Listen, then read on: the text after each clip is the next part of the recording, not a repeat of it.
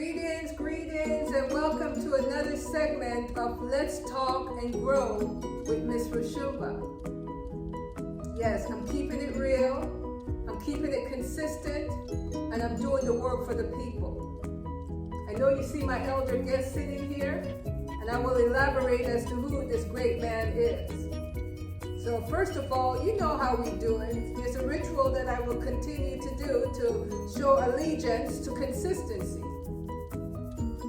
I first give thanks to the Almighty Creator that saw that we are worthy to see another day in creation and doing the work that is not ego work, it's not a selfish work, but it's a work that to empower and enlighten the mass of all people. And also, I give thanks for having known a gentleman by Mr. Early Laverne,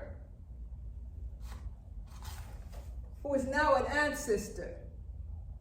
He's the inspiration in why I do this show. I met him in 2011. We became the bestest of friends for 2 years when he left in 2013. His life story is very riveting, the challenges that he faced. So that inspires me to say, you know, we need to tell our story before it's too late. I will elaborate one day on just all about him. I keep saying that, but one day I will. But anyway, he was a poet. And as you know, for those that are listening and are consistent, I do one of his poems to open up the show. Mr. Early Laverne. All right, so the poem I will be doing for him today is called Miracles of Inspiring Thoughts. But you know what I do. I always want you to remember, subscribe now.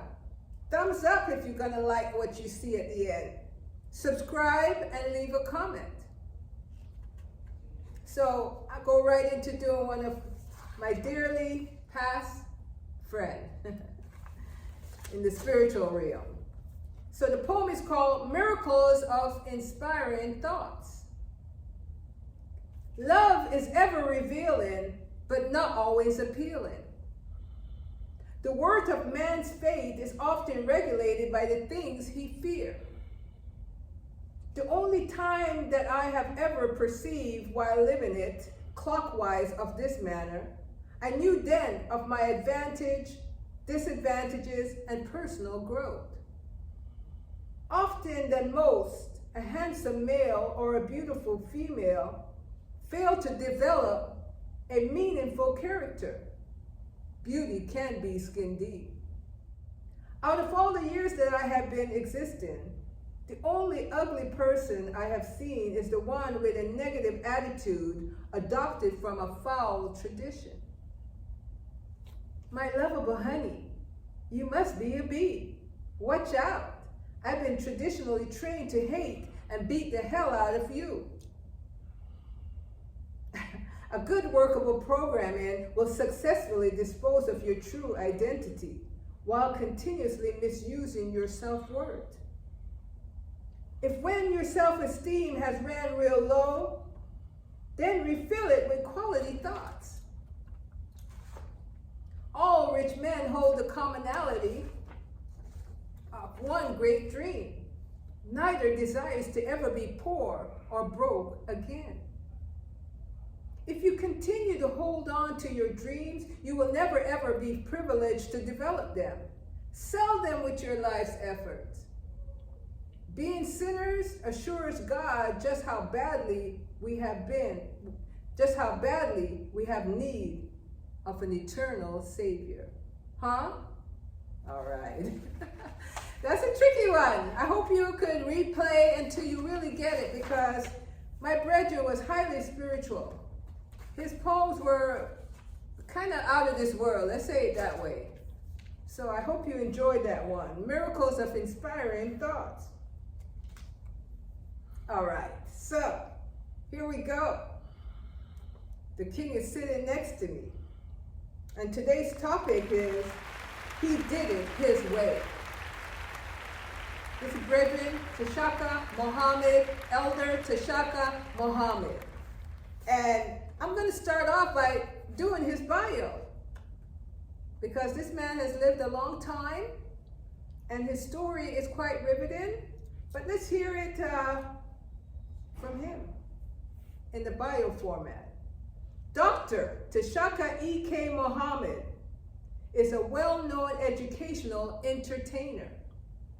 He is a creative performer who has taken the lessons handed down in his family and turned them into pearls of wisdom that he passes on to others through his entertaining format.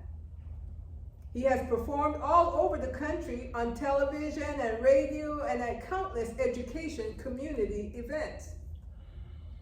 Dr. Muhammad was also a manager of REACH, which stands Project, a program he created from the California Office of Statewide Health Planning and Development. REACH helped guide youth, especially minorities, toward the currently understaffed allied health professions. But his actual interactions with students extend far beyond selling the healthcare professions,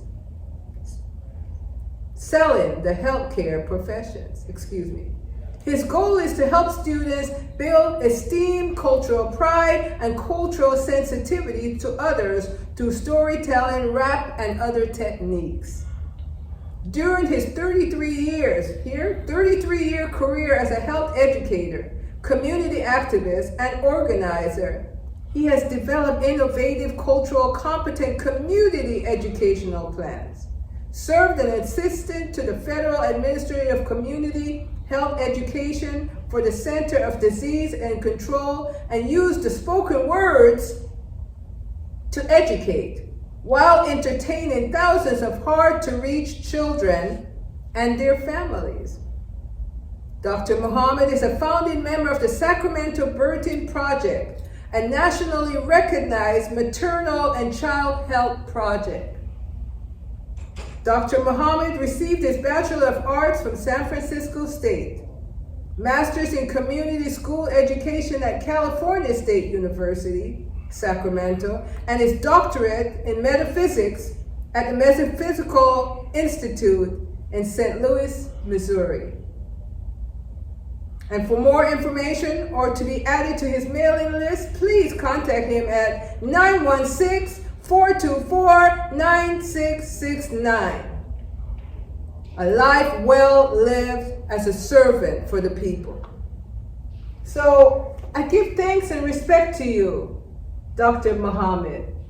Oh, tell my sister, thank you, Roshumba, for having me. Yes, it's a pleasure to finally get you in the seat where the world is going to hear more about who you are and what you've done. Well, they know what you've done now, but to hear you talk and tell your story. So I'm going to say a little part before I go to the question and answers phase of my show. First of all, audience, lately I've been kind of breaking up the show in segments so that you could kind of get the meat of potato in a timely manner, not so much all in one sitting. So I will do that again this time. On this life journey that our Creator has assigned to each and every one of us, it's always special to meet those folks that recognize the magnificent gift that it truly is, and to have been chosen to continue in the footsteps of our great ancestors. Each individual of African descent bears witness to the challenges they've had to overcome to make it from one stage of life to the next. And for me, inwardly knowing that I have been handed the easier part of the toil in comparison to the ancestors, and yet it is still very hard to survive and thrive daily. It is precisely why my heart declared that our community elder, you, Tchacka Muhammad, be respectfully honored for living it out to be a very profound community leader. I say a leader because those that have known you through the seasons can only humbly and quietly observe and try to absorb the lessons that you continue to share. So I give a lot of humble respect to you, my elder. Thank you. Thank you. And more than ever before, we must find ways to spend time with such elder, for what you have to offer in talent and wisdom in our community is becoming scarcer to find. So greetings and welcome to Let's Talk and Grow. It's been a long time coming, for I've known you for over 20 years now. We have been doing the work of our people and community simultaneously from different angles during the many seasons.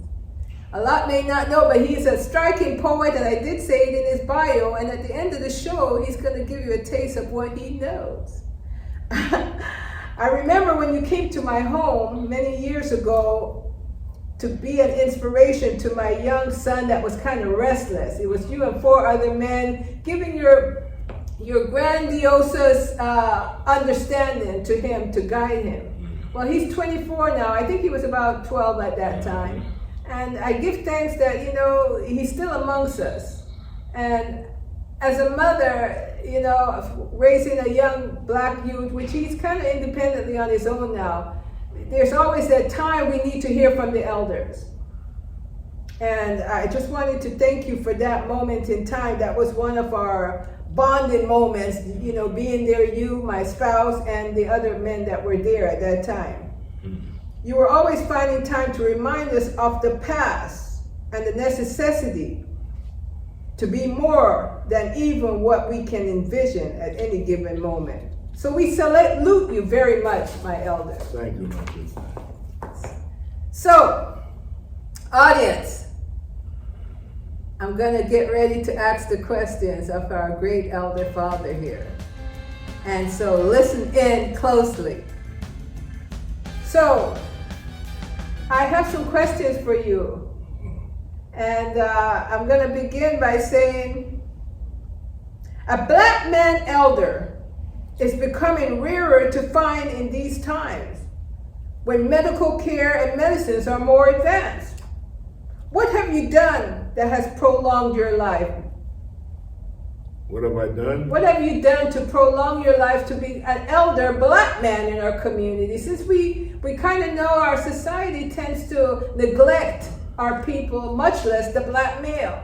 So what have you done to preserve your life over these years, sir? What have I done? I don't know what I've done to preserve my life except live and learn. Life's lessons. As it says in the book, I've written down things that I've learned in life's lessons in that particular volume 1, Mother Tongue. The books are available and for sale. Yes. I've learned a lot of things. I'm still learning every day. Life is a school that you're born into and you never get out of it alive. Yes. So every day, at the end of the day, you should ask yourself, what did I learn today that I didn't know yesterday?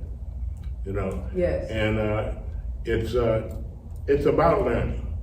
Learning should be fun. You should be interested in learning everything, because the more you learn, the more you question. That's correct. Okay? That's correct. So it's just about living every day and being open to what's around you.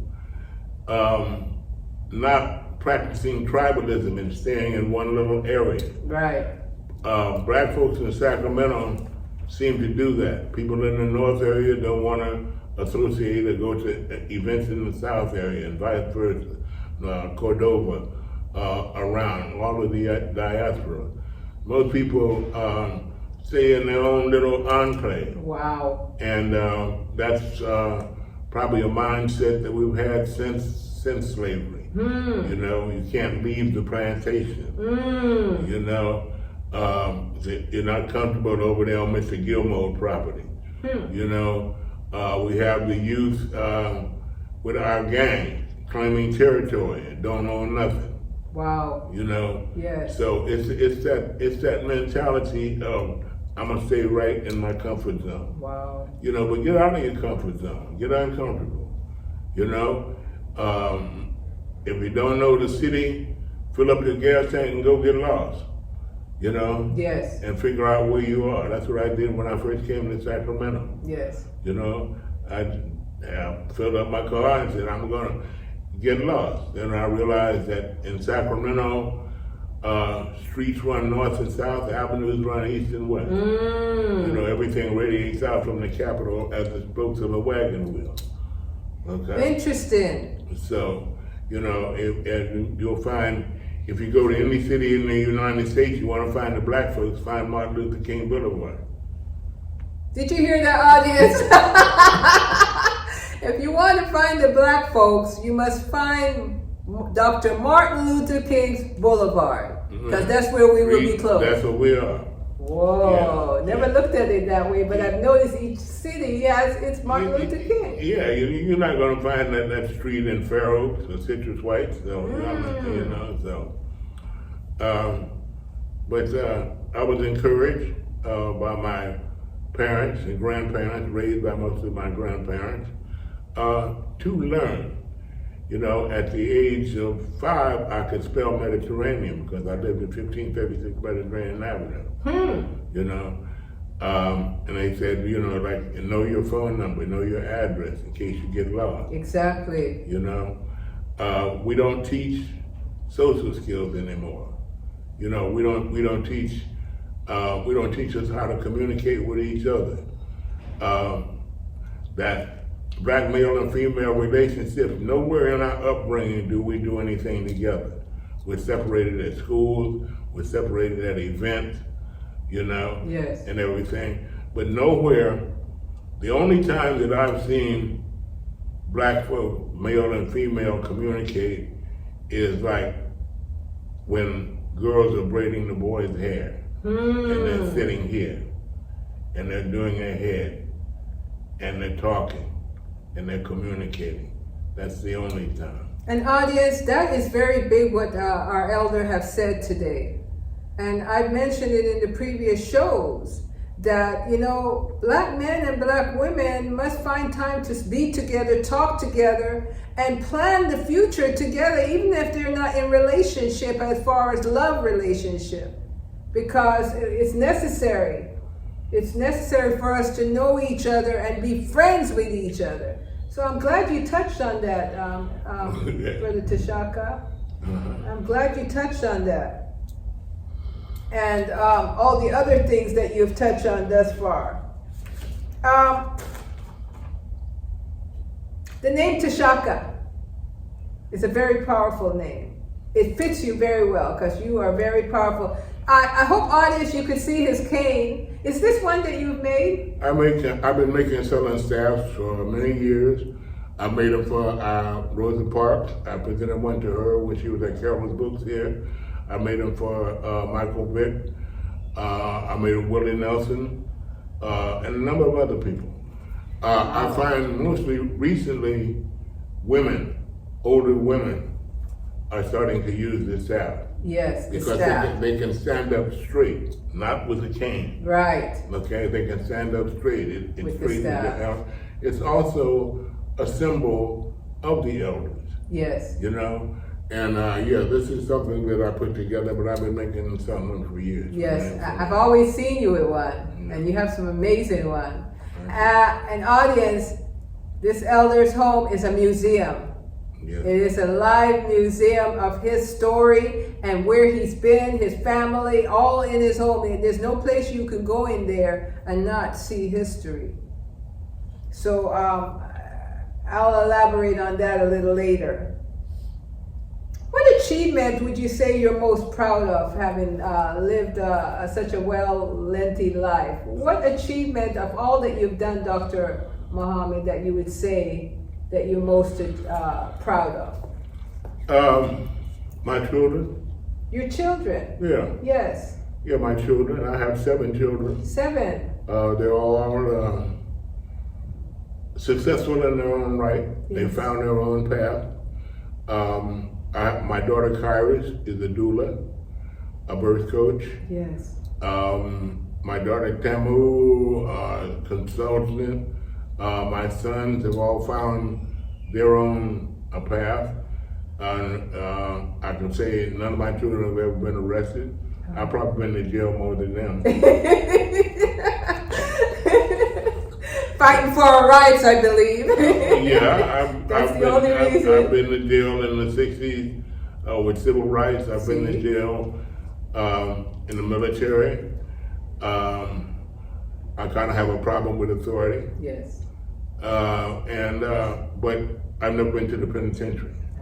Good. But on Wednesday nights, right here in this room, we have the Healing Circle, which is conducted by DJ One Gone from 97.5. It's a healing circle of brothers, men in the community who are doing something, who are working with youth, who are working in the community, who are community activists, who take care and help other people. But we come together so that we can share information and heal ourselves. So audience, I don't mean to cut you, Elder. We're currently at 2251 Florida Road in Sacramento. And we're in the Obama Room. At the African Marketplace. At the African Marketplace or Florence Square. And so Elder here just mentioned something that is very powerful. So if you're in Sacramento, and if you're a male of African descent, 6 o'clock Wednesday night. 6 o'clock Wednesday night is when they meet here doing great stuff for the community, for the youth. Right. And on Tuesday nights, the program by our brother Tim, Hooks on Fishing, Not on Violence, young men and young people meet here. And we try to encourage them. Brother Tim Poole, DJ One Gone from 97.5 is working with youth that are getting out of jail. We've had a couple of shootings in the last couple of weeks. Some of the youth have been part of our program. So there are people, many brothers here in the community that are active, that are doing something, but we still need more. We still need more. We still have to do more. You see, we just celebrated Juneteenth, which is supposed to be the Emancipation Proclamation to set us free, but we're free-ish. We are not free. You know, we have someone else naming us, but yet we celebrate Tchacka, self-determination from the Nguzo Saba, which is to name ourselves, speak for ourselves, and define ourselves. We got somebody else calling us Native American, African American. I'm not an African American. I'm an ABA. I'm an American-born African. Wow. Never quite heard it put that way before. ABA, American-born African. Because wherever I go, I'm still going to be African. If I was born in Mexico, I would still be a Mexican-born African. So, you know, don't let someone else define you, you know? We woke up one day and they said, from now on, we're going to call you African American. And we just conceded. We said, okay. But on Kwanzaa and in Nguzo Saba, we name ourselves. We name ourselves. We define ourselves. We determine who we are because we are the original people. And you know, based on what my brethren and my elder, Brother Tchacka has said, I'm going to leave this to be segment 1. And I'm going to come back and we'll elaborate more in segment 2. Thank you so much for watching. Thumbs up, share, leave a comment, subscribe, because we're doing the work of our people.